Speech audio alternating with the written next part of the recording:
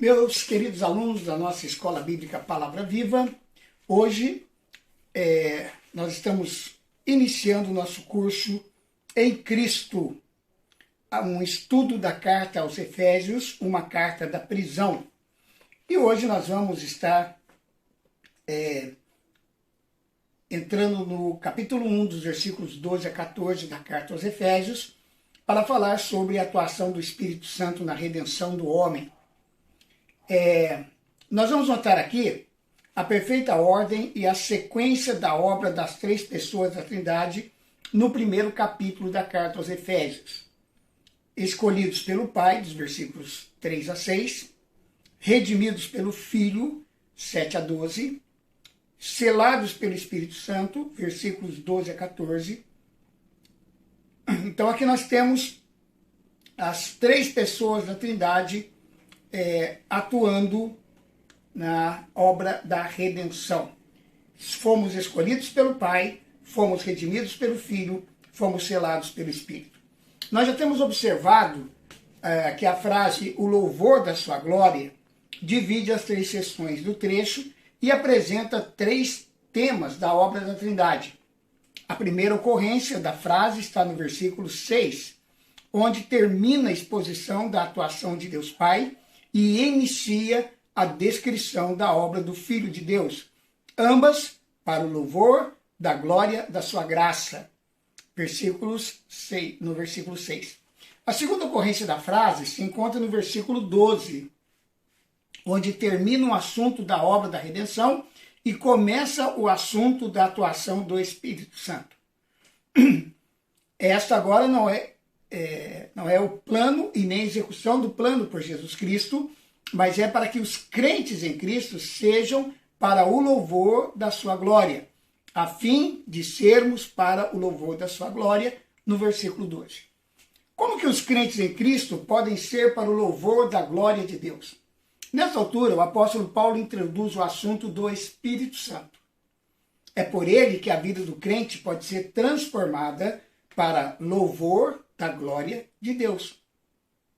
No versículo 12, Paulo, falando como judeu, escreveu: "Nós, os que de antemão esperamos em Cristo, em quem também vós, depois que ouvistes a palavra da verdade, o evangelho da vossa salvação, tendo também nele crido, fostes selados com o Santo Espírito da promessa."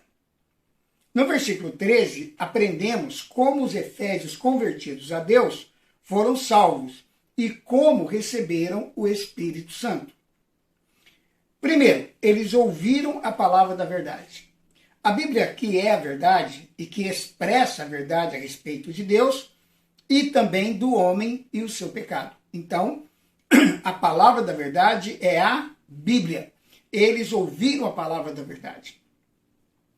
Os efésios convertidos foram convictos de seus pecados pela palavra da verdade no poder do Espírito Santo. E é assim também que nós hoje somos expostos à verdade, né?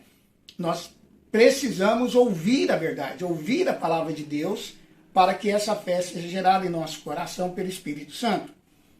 Em segundo lugar, eles ouviram o que Paulo chamou de o evangelho da vossa salvação.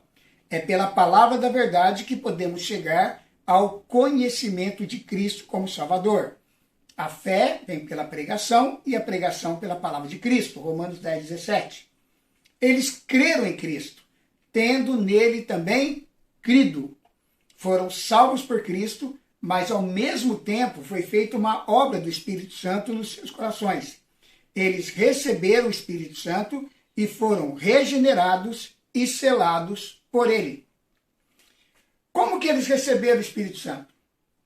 Pela fé, ao crerem em Cristo. Em Gálatas capítulo 3, versículo 2, Paulo escreveu: "Quero apenas saber isto de vós. Recebestes o Espírito Santo pelas obras da lei ou pela pregação da fé?" É claro, pelo argumento do apóstolo, que é pela pregação da fé. E no versículo 14 ele escreveu: "Para que a bênção de Abraão chegasse aos gentios em Jesus Cristo, a fim de que recebêssemos pela fé o Espírito prometido." Nos versículos 13 e 14, vamos estudar a respeito do Espírito Santo como selo e como penhor da nossa herança. Então, no versículo 13, Paulo fala que fomos selados pelo Espírito Santo. Tendo nele também crido, foste selado com o Santo Espírito da promessa. Chama-se o Santo Espírito da promessa porque ele foi prometido pelo Pai, em Lucas 24, 49, e pelo Filho, em João 14, 16. Além do versículo que estamos estudando a respeito do selo, existem outras duas referências. Em 2 Coríntios 1, 22, lemos que também nos selou e nos deu o penhor do Espírito em nossos corações.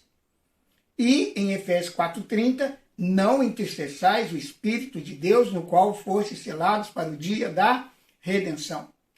Então, qual é o significado espiritual de sermos selados pelo Espírito Santo? Primeiro, o selo indica um negócio feito. Em Jeremias 32,10, o profeta descreve que ele comprou um campo.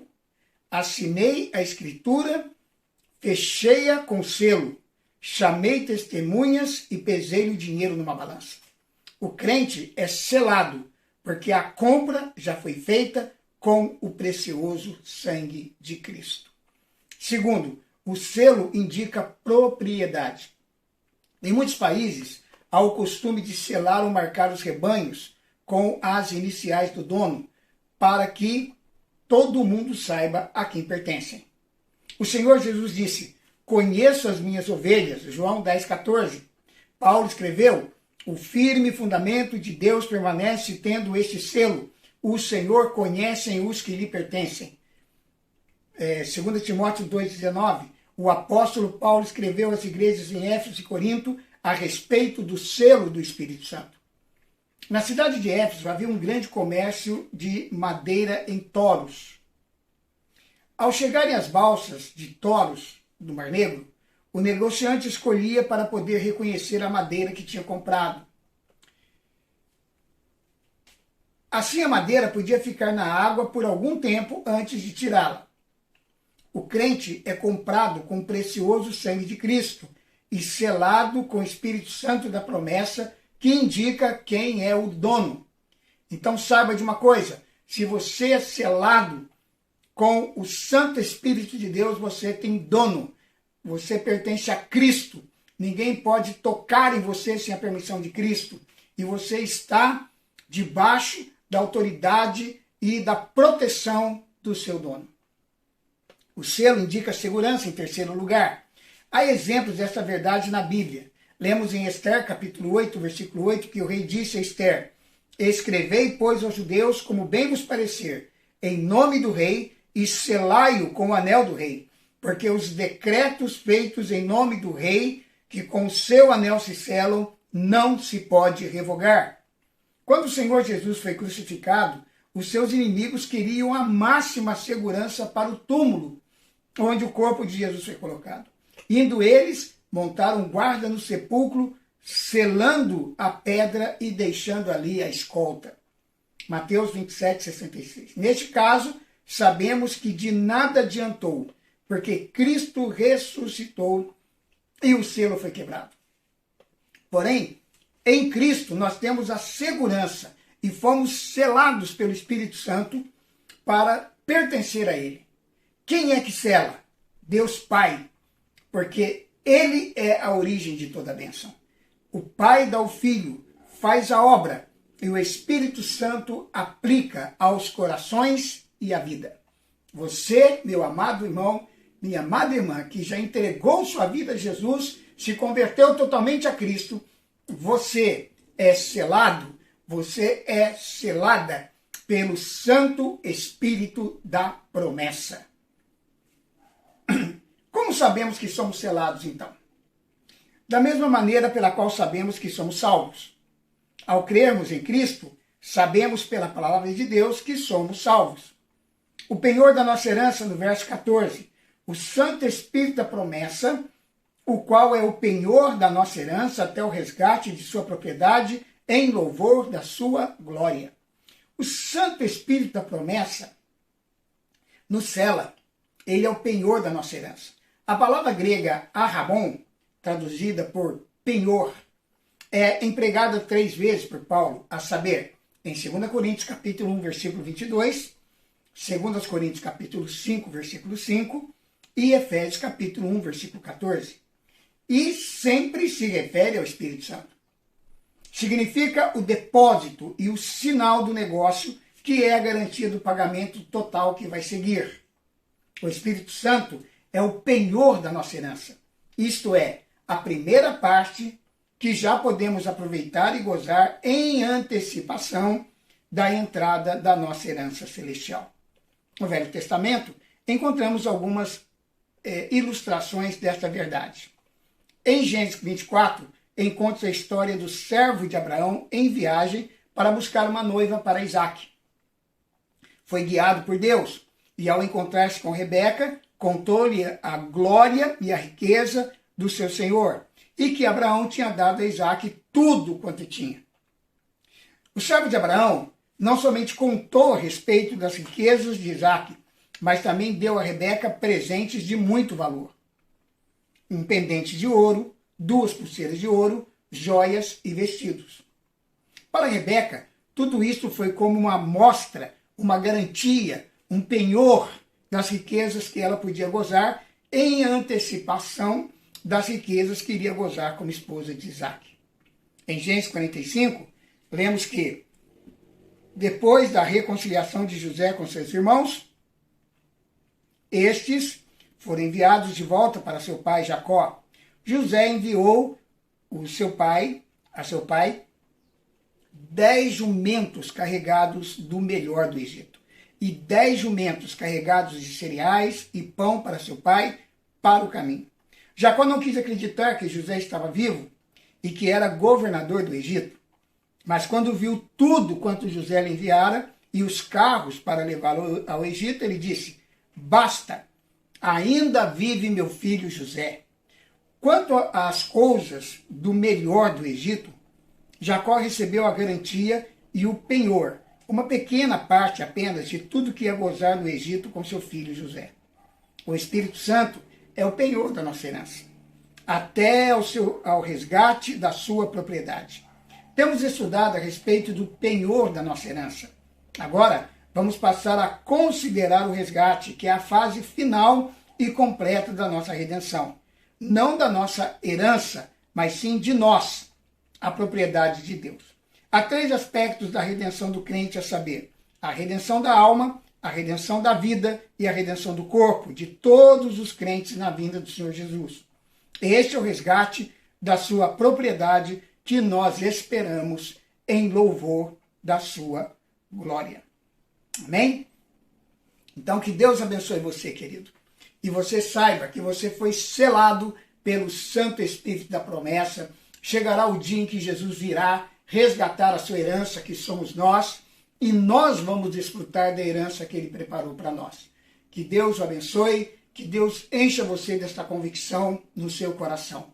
Pai, em nome de Jesus, eu quero abençoar todos aqueles que estão ligados nesta aula, neste vídeo, que o Senhor os abençoe e que esta convicção de que somos selados pelo Santo Espírito da promessa venha sobre o coração de todos. E se porventura alguém que esteja assistindo esse vídeo não tenha essa certeza no seu coração, que possa ser tocado por ti, amado Espírito Santo, e que pela compreensão desta palavra, ele possa agora mesmo confessar os seus pecados a Deus, entregar sua vida a Jesus, receber o Espírito Santo para provocar nele um novo nascimento e assim ser selado para o dia em que o Senhor irá nos resgatar como a sua herança para vivermos eternamente contigo. Que o Senhor os abençoe agora, é a minha oração, em nome de Jesus. Amém. Amém, meu querido aluno, minha querida aluna, você que está hoje chegando e assistindo este vídeo pela primeira vez. Que Deus abençoe. E se você gostou do vídeo, dê o seu like, curta o vídeo, ajude-nos a termos mais visualizações para podermos crescer dentro do YouTube. Também queremos pedir a você que, se você gostou do canal, nós temos muita coisa legal aí, muitos estudos bíblicos, muitos cursos. É só você se inscrever no canal e desfrutar de tudo aquilo que nós temos para te oferecer, tá bom? Quero deixar para você uma dica de leitura, tá? Olha esse livro legal aqui, O Sermão do Monte, de John Wesley. Este livro aqui é da editora Pencal, certo? Que são ligados à livraria Família Cristã, que é um dos nossos fornecedores de material. Sermão do Monte está aqui, ó. Esse livro aqui é fruto do intenso e prolífico trabalho de John Wesley, o líder do movimento metodista.